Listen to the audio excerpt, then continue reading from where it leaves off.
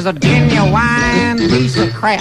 Well, in case you can't tell, we have Pat Buttram in the studio with us, Mark and Brian program. He'll be with us for the next little while, and we are so honored to have him because this man has spanned many decades of entertaining very many people. Maybe you're one of them.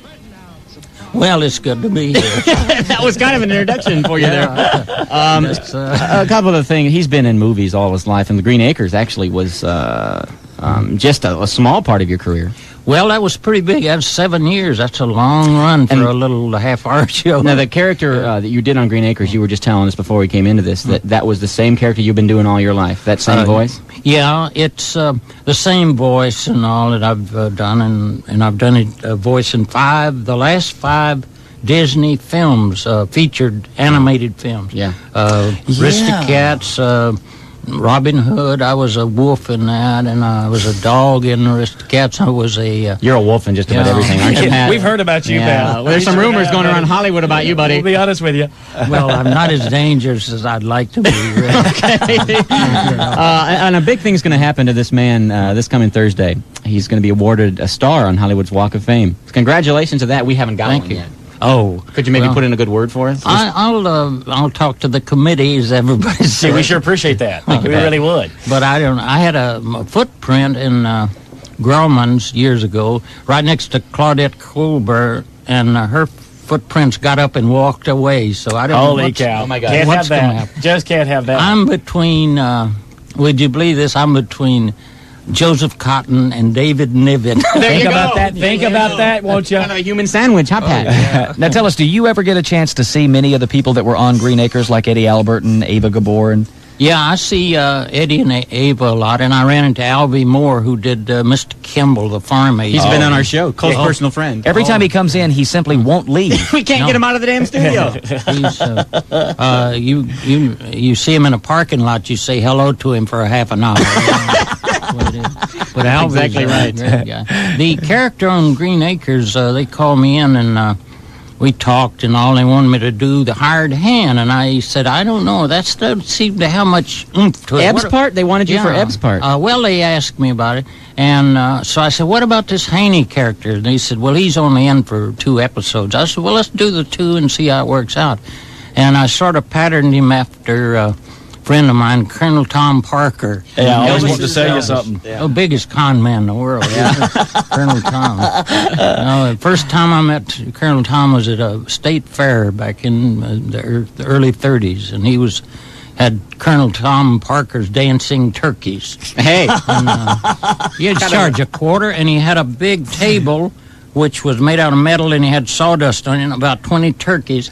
And they'd all get in there, paying their quarter, and he'd turn on music, Turkey in the Straw, and then he'd turn a little switch, and this become a hot plate, like, and they'd go, jumping around. Kind of a coincidence. That's how we trained Elvis to dance. Exactly. That's how we showed the king how to begin. Elvis would be hopping around. All right, Elvis, dance.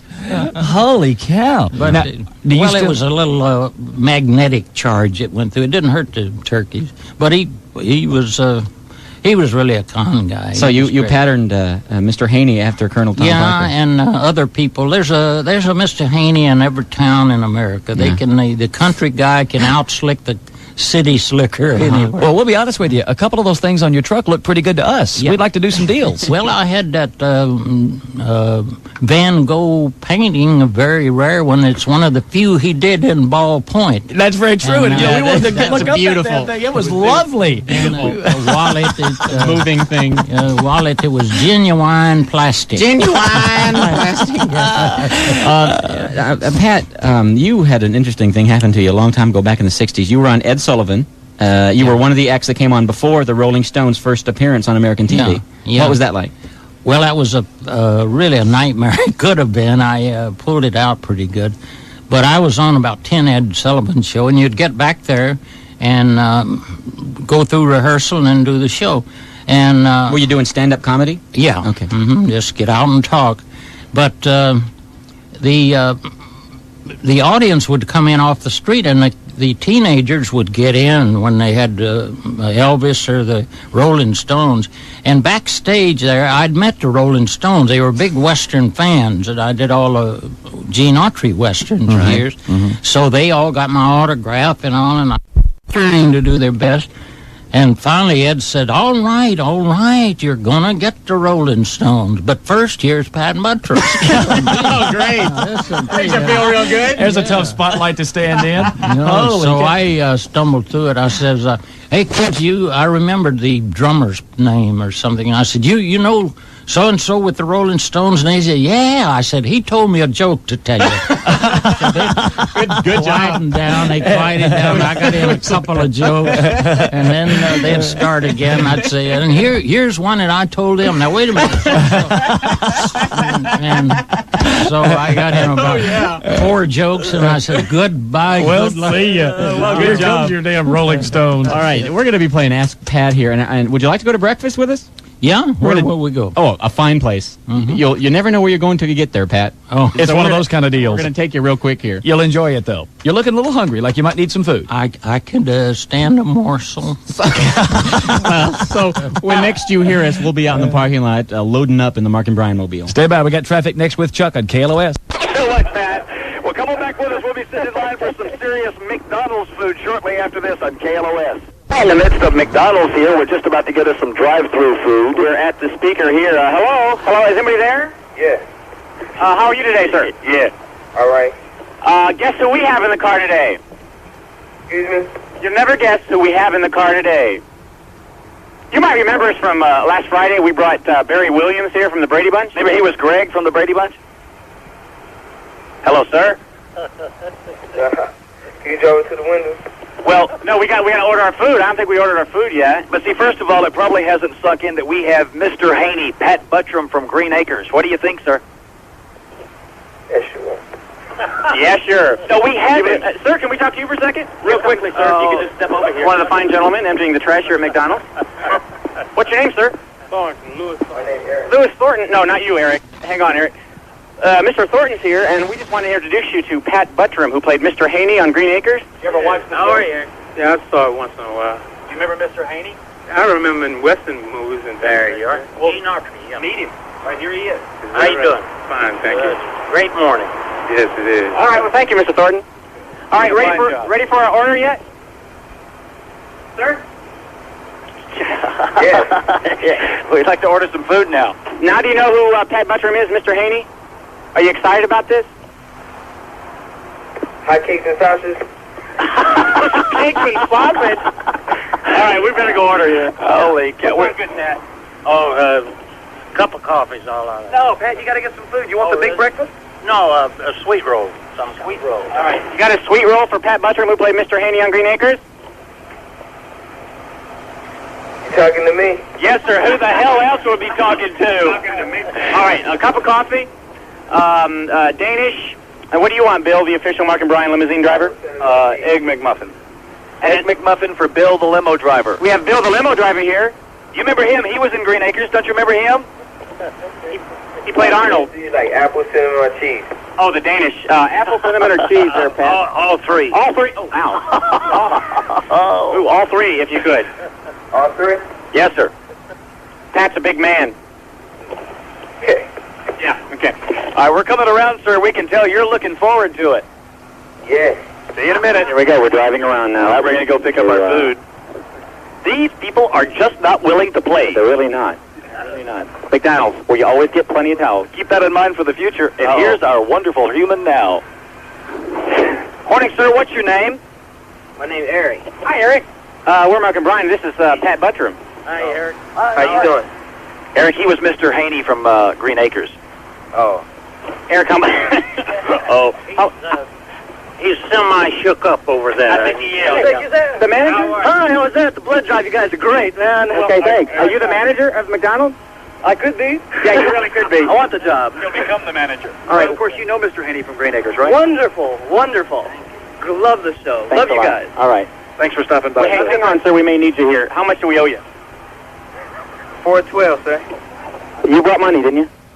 No, Brian, I told you my wallet's in the car. I told you I wasn't going to have any money. It was you. I made it very clear. Pat, do you have any money? Oh, I knew it was going to happen to this. Wait a minute, let me see. I've got $2. Will you go for $2? How much was it? $4.12. All right, sir, what was your name, the listener here? Frank Gonzalez. Frank, you got a couple of bucks? Sure, I got a couple. Okay, appreciate it, man. Thanks a lot. Okay, a couple of dollars here. Pat, really? All right, we need a few cents. Notice, Bill, the official limit. You have 12 cents? Yeah, I got it.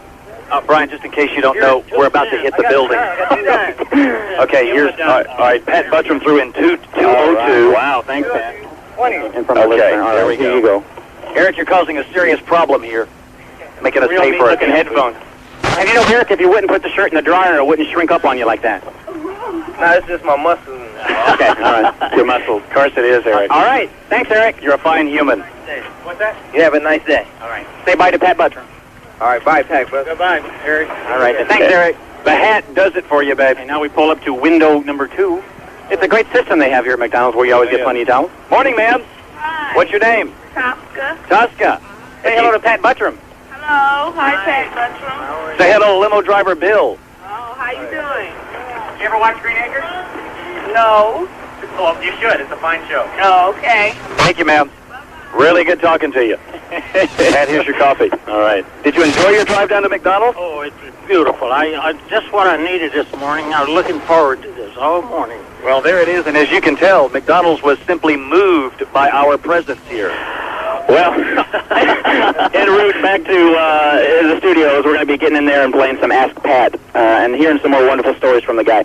So hang with us. We'll be back in just a few minutes. Don't go away. Mark and Brian, KLOS. 95.5 KLOS, Mark and Brian program. Twofer from Rod Stewart. 8 minutes after 8 now. He'll cancel a concert like a whim. He'll just cancel. I don't want to go. I don't want to do it. You know, I don't feel like it tonight. Feel like singing. I just don't want to go. Cancel. So I don't think I'm going to go. Cancel. See you in a minute. Cancel. Pat Buttram is here. We're back in the studio now. We're going to play some Ask Pat, and we've got some questions for him ourselves. Also got some fine food here from Some Danish. Those McDonald's people, they sure are friendly, aren't they? Yeah, what is it? It looks like an Ellie Mae roll. Oh, check that thing out. Geez. We need to bury these. All right, here. I'm knocking it against the... Holy Maybe a little hard. Give it to Jethro. Okay. All right, we're going to come back. We're going to do Sports Snorts. Then we're going to come back. And, Pat, if it's okay with you, we'd like to open the phones and let our listeners call up and ask questions of you. All right, I've got a few plants out there that's going to call. All right, then, super. We got that to look forward to. Some shills, we call them. Excellent. Got that to look forward to. Todd Dunhill will be up next, and we'll get on with this thing, so don't go away. Time Sports. Morning, Todd. Good morning, and good morning to Pat. Good morning. Fabulous. Finally, you guys getting some superstars on this I program. want to hear it now. What's that? Oh, really? Big news. On sports, Ted Turner of the Braves, he's not going to hire a black manager, but he's going to colorize the one he's got. Oh, that's good to know. Thank you for that. Mr. Haney. Yeah, I didn't realize he was in that recording. Little journey. You were in Journey for a while, weren't you, buddy? He was just teaching us, Pat Buttram's here, our special guest, and he was just teaching us how to talk cowboy, teaching us some cowboy lingo. What were the terms that we need to know? Oh, in case we're ever on the range and we need to have that. Well, you got to learn to mosey. Mosey. Mosey and hightail it. Ooh. And ski-daddle. Ski-daddle. And if you want something, don't you have a hankering for it? Hey, top notch. Thank you very buddy. much. Thank you very Top much. notch there, buddy. You had something over there. Well, I maybe forgot what the hell mine was. We really need to rehearse these. Now, here we go. When you're on the range, when you're out there working cattle, you don't eat, you chow down. Chow down. Is that true? Yeah, that's right. Or you go out, and you, when you're going out trolling around for girls, you say, I'm going to go out and gun down a stray. Holy cow! You gunned your share of strays, haven't you? Yeah. I never, as I always say, I never was associated in Hollywood with a perfect 10. In fact, I'm still paying alimony to 3 3s and a 1. That's my experience. As far as them chicks, we went to McDonald's with him, and you could tell when he looked, cased the area. He's a horn dog. Oh, yeah. He's out there. Big He's old looking. slam hound. Oh, yeah, just looking Mr. for whatever. Haney. He's Mr. on the Haney. prowl. Well, he kept copping fields with Betsy the cow on Green Acres. And nobody knows why. Now, speaking of Green Acres, one of the things that you were always seen in was your truck. Where is that?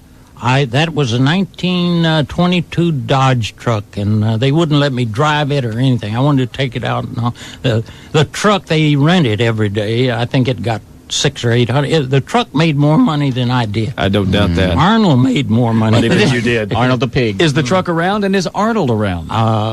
Well, I'll tell you the truth. Pigs grow so fast, you know. Mm-hmm. You only a pig for 3 months, and then they get sloppy, Right. you know. Right. So we ran through in 7 years about 50 Arnolds. Wow. That's pretty neat. Luau. Pretty much we know had what you every- had for lunch on the set, Yeah. though. No, it was, but they were great. Pigs are smart, and it was fun. Before we go to the calls, we got a question. Did you know that that the Green Acres was going to be such an innovative production?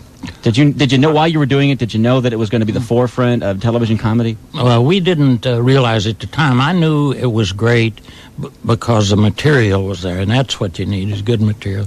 And I would go down just to see what they had the pig doing, and to watch Ava, because she had a tough time. Ava Gabor, she didn't know what she was talking about. She didn't know a heifer from a goat or whatever, and I had to memorize it just word for word to get it all in. So perfect typecasting for Ava. Yeah. She didn't belong on a farm. No, it was great. What about Eddie Albert? Was he comfortable in that role? Did he enjoy doing it? Eddie is the kind of guy that would have left a law office to raise corn and to go into a farm. He is very health-minded, and he likes fresh vegetable. He raises them in his front lawn, I think, over in Pacific Palisades. And We should drop by and have some fresh food out of his garden. And also, whenever Eddie would be in, like, the drugstore or whatever, and he'd start that soliloquy of the great American farmer and why he's... The pipe in the back. And everybody would all, cow, not again. Here he goes. You write a great deal. You say you write every morning. Did you ever have a hand in writing any of the shows? No, I would just make a little suggestion here and there, but once the script was delivered to us, they said memorize it word for word, don't change anything. And it was successful, so we did. Didn't mess with it. The writers were just way ahead of their time. They really were. It seems also that by watching you and Eddie and everybody else in the show, with every line, the corners of their mouth are kind of turned up because they're just loving what they're doing and just know that it's just such a great show. Well, let's go to the phones where I'm sure we have a lot of people on the phone with major questions. Morning, you're on the air with Pat Buttram. Say something. Hi. Hi. My name's Colleen. Hi. And I wanted to ask Pat why or how they came up with the title Green Acres. How what? No. How or why you came up with the title Green Acres? There was a radio show that Jay Summers, who produced and conceived the idea of the show, he had a radio show years and years ago called Granby's Green Acres. And so when we went into television, he wrote it up and used that idea.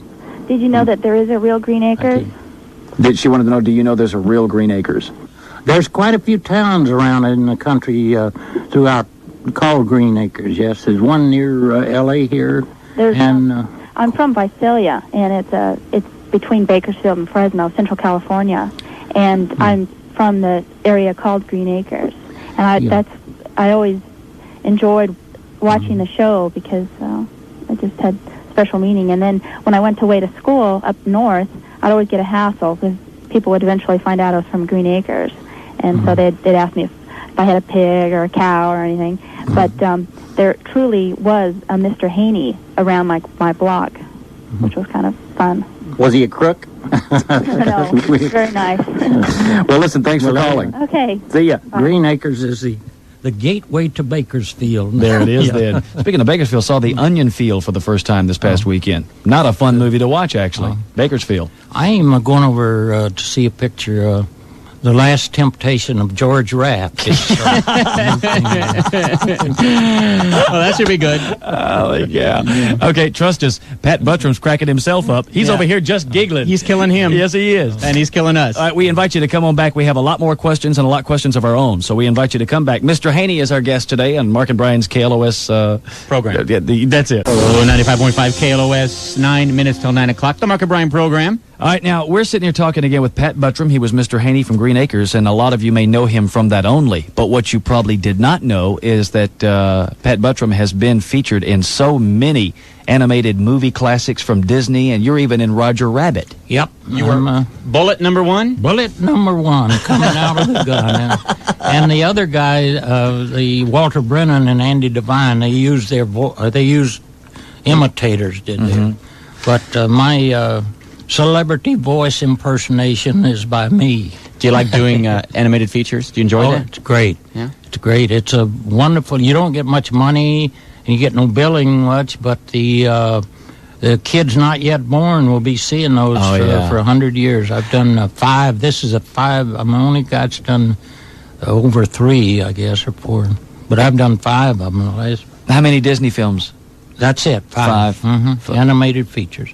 Fox and the Hounds, Rescuers, Robin Hood, which is out on cassettes, and the Aristocats. How do you think these are going to go in the future with animated features? Well, it costs so much to make them. They will keep making one every few years. It takes 3 years to make them, and everything's hand drawn. Right. Over 1 million frames hand drawn. And it's just not cost effective, but they will continue. You think the Disney people just to keep the name? Oh yeah, to keep it's they're the only ones that can do it real beautifully.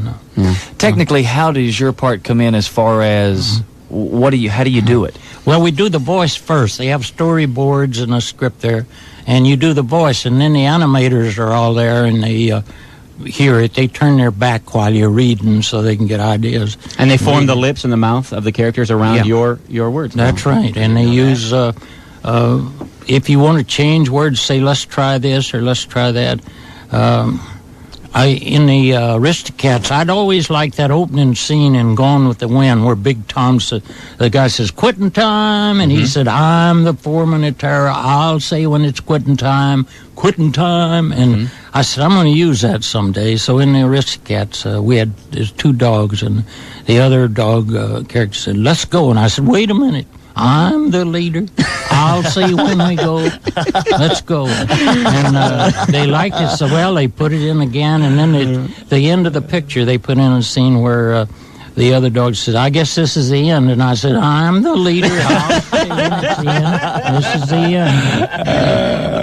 end. Before we take a phone call, could you just please share with us the discovery of milk? Oh, this is a story I told at Idaho Milk Convention a while back, Pocatello, Idaho. And I thought it was a little too sharp to tell to milk farmers and all, but I said, I'll use it.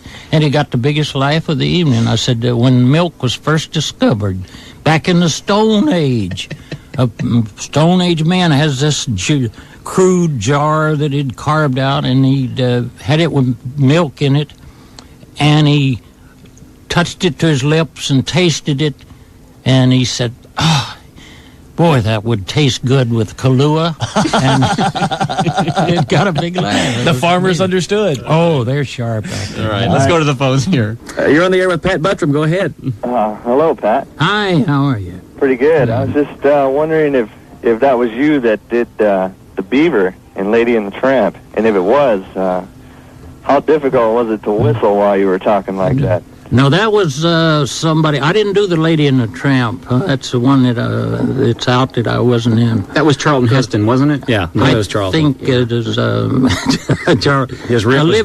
Laurence Olivier probably sneaked in. Yeah, that's the one. He came in and does those cartoons all the time. No, but you do your natural voice. They don't use trick voices in Disney film. They want you to be your regular self. That's right. And that's what they hire. I thought it sounded just like you. That's why I was asking. Well, thanks for calling. All right, thank you. You know, you were talking earlier, you record the voice first, then they do the animation. That's why Disney films are so meticulous, because it looks as though, like, for example, you were the dog, it looks as though the dog is actually saying those words instead of words being put on, something drawn. Yeah, I was a dog in 3 or 4 of them, and I got to where I'd ride in the car with my head out the window and my nose to the wind. That must have been an attractive sight to see. Okay. All right, you're on the air with Pat Buttram. Go ahead. Hello, this is Pat's brother, Kick Buttram.